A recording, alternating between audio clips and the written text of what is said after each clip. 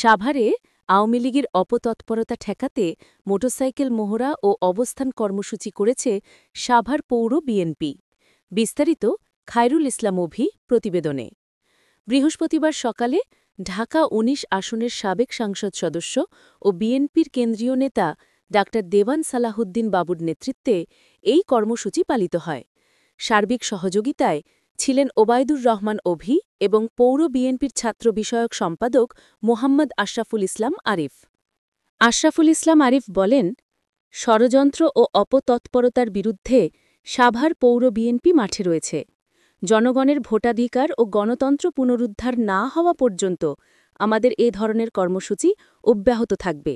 দলের নেতাকর্মীরা ঐক্যবদ্ধভাবে শান্তিপূর্ণ আন্দোলন চালিয়ে যাচ্ছে। ইনশাআল্লাহ বিজয় আমাদের হবেই।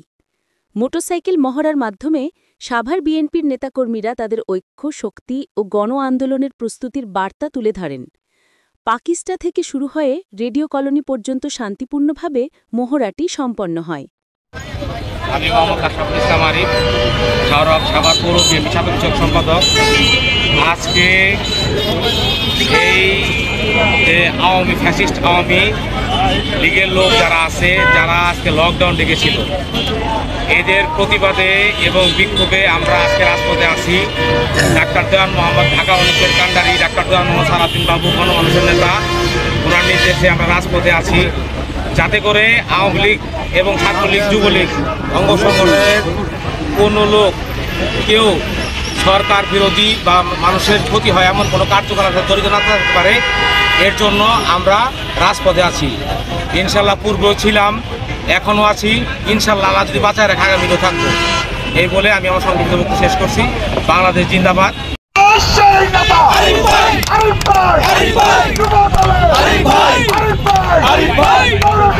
বাবু